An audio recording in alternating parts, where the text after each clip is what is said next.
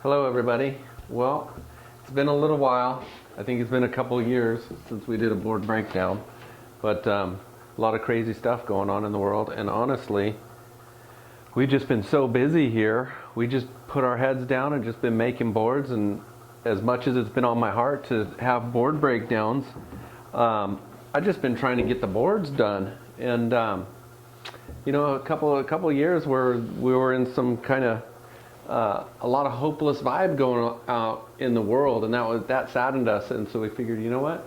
Let's put our heads down. Tons of people are ordering boards, and it brings people hope. Puts a smile on people's face. They get out there, get surfing, do something healthy, and you know, surfing is it's the best. So we're back. I'm going to try to do more of these board breakdowns because there's tons of exciting things that have been happening here, and it's just that we haven't had much time to get the same media channels and that out, but what's been going on with the boards, that's the most important, is just that we've been surfing and continuing to perfect our craft and been having a good time. People have been stoked. That's always what keeps us going here too, is everybody's so stoked. Makes me want to think of new things and, you know, get energized and new approaches to waves. And so this 2-pack here, this is the Falcon 2 and the Falcon 3, and these boards go together. They're like here's a versatile all-around kind of grovelly but versatile shortboard. So mostly a groveler, but it stays versatile. You can still ride it in a really good way, especially California type stuff where you have, you know, it's not super thumping most of the time. It's, you know, this big, and when you're lucky it's about this big. When you're really lucky it's a couple feet bigger than that. This is the day in, day out model for groveling, making it fun but keeping it performance, but making it easy also. A big key, I think, of today's surfing is keeping high performance surfing easy, because over the years I've just seen this from the time when I was a grom, when boards were super easy to ride in the 80s, late 80s when I learned to surf. They were so easy to ride and you could always show up and have a good time. And you know, a little bit of that has strayed as boards have progressed, but as the pendulum swings, it always kind of swings back. And in my mind, the last couple of years, I've just really been wanting to make boards that are more high performance, but that don't make your brain and your body work extra hard, where, hey, I got to get a coach full time and I got to go to the gym full time and I can't eat, you know, what I really want to be because I got to have no extra weight on my bones, and I got to be getting myself filmed and then watch the clips and break it down. And to me, like, you just want to be careful of that, so you don't squeeze all the beauty and the fun out of surfing just by trying to make your boards work. So this is an easy one that is the grovelly side of things, and you can see it's got a double wing swallowtail. And the double wing, what that does, people ask me like, whoa, that's kind of busy in there, is that too busy? This is not busyness. This is what this is a practical way to loosen your board up in turns. So when you have flatter rocker boards like grovelers, they got to get up and go quick, so you got to flatten the rocker, but sometimes those stiffen up when you flatten them. So you put a wing at the front fin and a wing at the back fin, and as your board is turning, the water's releasing off the points where your fin's engaging with the rail, and it just gives it a break point for the water, so it frees things up. And it reduces some of the area. You'll see there's a lot of area right here, so it's a pretty full tail. But if you carry that fullness all the way through, they can get a little sluggish through turns. So you pull in some of the area, you create release points, and then you have a swallowtail too, releases the water. When you're pushing that tail block through a turn, the water is able to push through the block easier. So that's why the double swallowtail. And then the rails are, you know, nice and full and boxy, but real edgy back in here. And then the real beauty of this thing comes in something called a reverse V, that when I was a kid was a big deal. There was a shaper named Maurice Cole and Tom Curran, like the surfer of when I was a grom. They teamed up and they came out with this thing called the reverse V, because boards used to have V back through the fins to get them to tip and turn. It was kind of borrowed from the longboard era, and but they would slip, they'd slide out. They didn't create a lot of drift. They didn't create a lot of lift. They didn't create a lot of drive. It was just sort of like, okay, let's get the board to tip so it'll turn. And that's what boards were. And so when I first heard about the reverse V, which took the V from being back in here and moved it up in the nose, I remember thinking, whoa, well, Tom Curren's ripping and reverse V, what's going on with that? I want to know more about that. And it just so happened that when that came out, I had just graduated from high school, and growing up on right-hand point brakes, I always used to see Jeffreys Bay and go, oh my gosh, that's like a point brake, but what a point brake is like in heaven. And so when I graduated from high school, one of the first things I did was, I'm moving to J-Bay. And it was funny, me and like all my friends were gonna go. We all talked about it, and then slowly each of them kind of dropped by the wayside till I was left alone to go. And I thought, should I pull the plug or should I still go?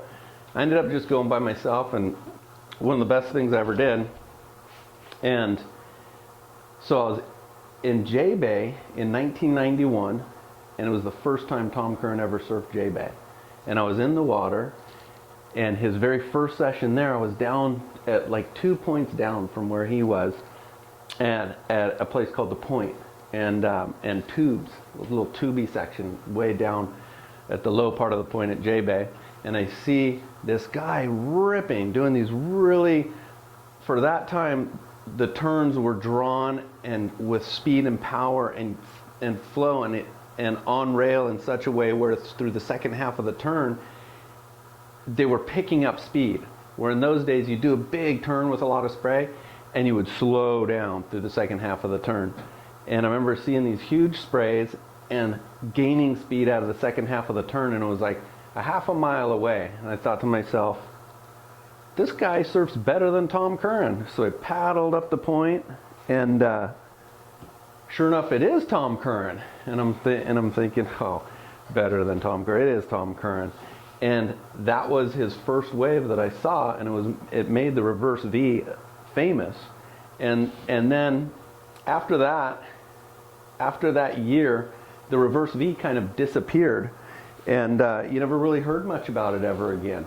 And kind of the thing was that it would work in good waves, and it did pick up speed through on-rail turns and increase your speed and increased hold, and just changed the curve of the rail line so that the rail didn't dip down so low up in here. It pulled the rail line up in here so the water wouldn't come over the deck, and also put more of the curve back in here.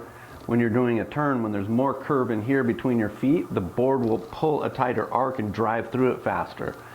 So that's what goes on with that design concept. And like I said, it disappeared after about a year, and you didn't ever hear about it for like 20 years. And about a year and a half ago, I was visiting my friend Nick at his boat yard. He builds custom boats, and we were looking at the holes and how he's designing holes, and he's explaining to me, yeah, it's similar to boards, and this hole does that. And a boat hull is basically a reverse V. It has V up in the front, and it's kind of concave like this, so as the water hits it, the water funnels in and it splits it off the bow and it sends it down the back. And so I thought, wow, the reverse V, wow, J-Bay, good memories, wow, whatever happened to that? And I thought, the concept still rings true. It still makes sense. And maybe you can incorporate it and kind of bring it back to the modern era with the new things in boards and new concaves and heavier concaves and different rockers, and incorporate it in so that it is not just, as one-dimensional where it only works in good waves. But if you can make a board that keeps its drive, but then uses that hole, that V hole up in the front of the nose, which is what this one has,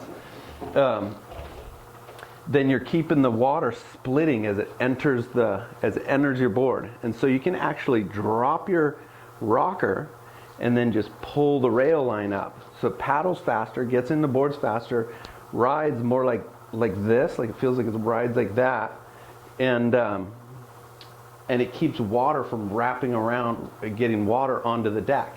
Because one of the key things about great surfing is when you're turning a full rail carve, you don't want water pouring over the deck and kind of hiccuping the board, and then you have to, you know, kind of milk the clutch, if that's terminology. If you're like a race car driver and you got to milk the clutch, the same thing in surfing.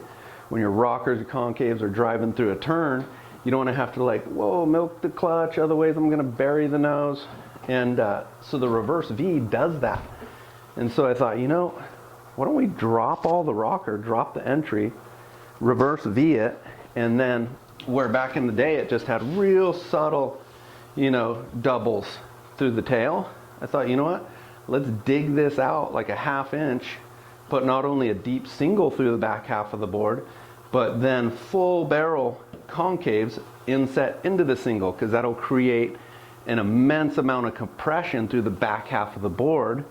And so that's what I did on this board. Everything's flattened, it's a reverse V, and then it transitions to a shallow single to a really deep single, and then doubles full barrel through the entire length of the rail line.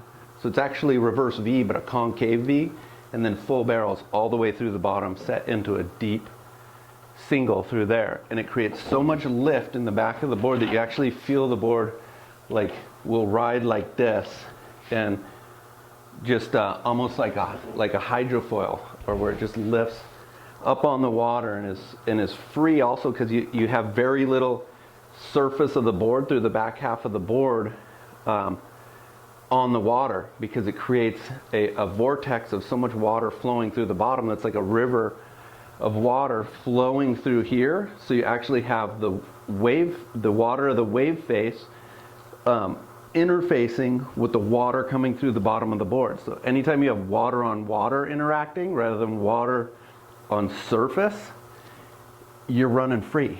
There's a guy called it free friction. It's basically like free friction. So that's what I got going on with this board, and the amazing thing is it works. So it's like an old concept from whatever, 30 years ago, 25 years ago, brought back but made in a really versatile form with something that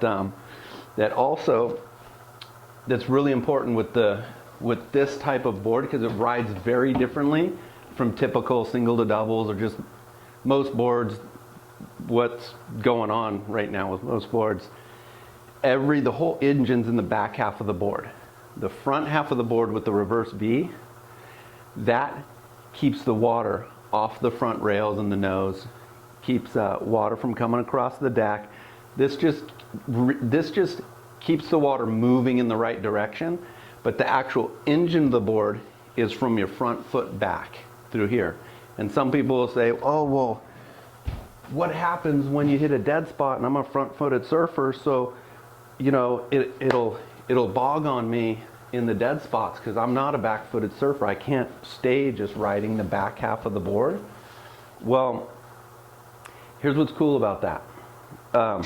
Whether you're a front-footed surfer or a back-footed surfer, when you get in the piece of the wave that really is the chunky bit, that has the power, that lets you turn and do maneuvers the way you want to be, it doesn't matter if you're a front-footed surfer or a back-footed surfer, everyone, you're back on the back half of the board, because the wave's generating the energy that you don't need to front-foot it. You're back here and you're driving through your turns. And that's really where you ought to be, is standing on the back half of the board. So this, you don't need to shift forward to get it to zip through the dead spot, and you don't need to surf it front-footed.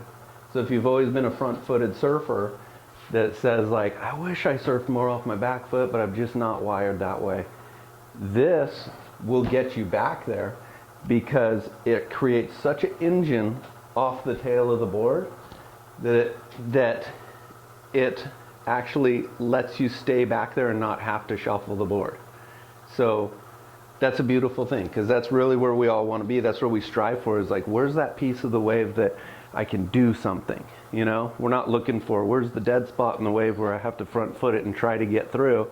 We're looking for, okay, there's the piece there I want to get to. Okay, I want to get back. Okay, this piece here. We're always looking for the energy source. So this kind of takes and puts an energy source right in your board, right here, so you can stand on the back half and just let her run. And what's beautiful, which is the same thing as the original reverse V concept had, but this is kind of like that, but with steroids, is it shifts all the curve of the board to between your feet. And so, like I said earlier, anytime you have a board that's like that, what it does is it stays on rail. So it's always going on rail this way into the wave, or you know, onto the opposing rail.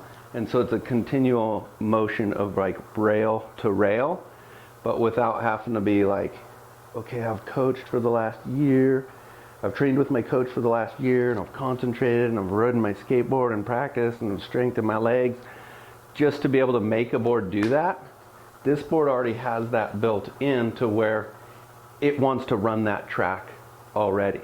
And so that's probably the raddest thing about the Falcon 2 and over there the Falcon 3, which is its shortboard counterpart, is that you hop on these and they got the drive to stand on the back half of the board. Here's the shortboard counterpart. Same concept with the rocker in the bottom, just different outlines. This one's foiled out a little bit more, a couple inches longer, like regular shortboard dimensions. And this one has a hair more curve throughout, just so it'll fit even more in a pockety, pushier, good shaped wave. But the beauty is these are both designed to already want to be ridden and stay here without having to shuffle around. Stay here and let it run on rail and pick up speed, hold on rail, and drive, increasing the speed through the second half of the turn. And so that's what these two are all about. And Falcon 2, Falcon 3. And I guess you would say that, you know, wow, there's a lot going on with that board. And a lot of times I'd be like, there isn't really. It's pretty simple. It's just the way it's put together. But this actually, there's a lot going on with this new design. And, you know, a lot of things from the past that worked and were touched on that I think need to be revisited. And a lot of new combinations put together in a particular way that I believe hasn't been revisited and hasn't been kind of retooled in this fashion. And it brings out something in surfing that's the direction we all want to go, that we're all looking for, and something that you don't have to overthink, that just is already wanting to go there and do that. And for me personally, part of the reason I even started shaping boards was like, I need something that will already like get there and be going there one step ahead of, you know, what my brain is even thinking yet. I need the board already kind of going that way. And so that's always the thought behind my boards. And this is the latest version of that for, you know, people that want to surf on rail and drive extra speed through the second half of their turns. Falcon 2, Falcon 3.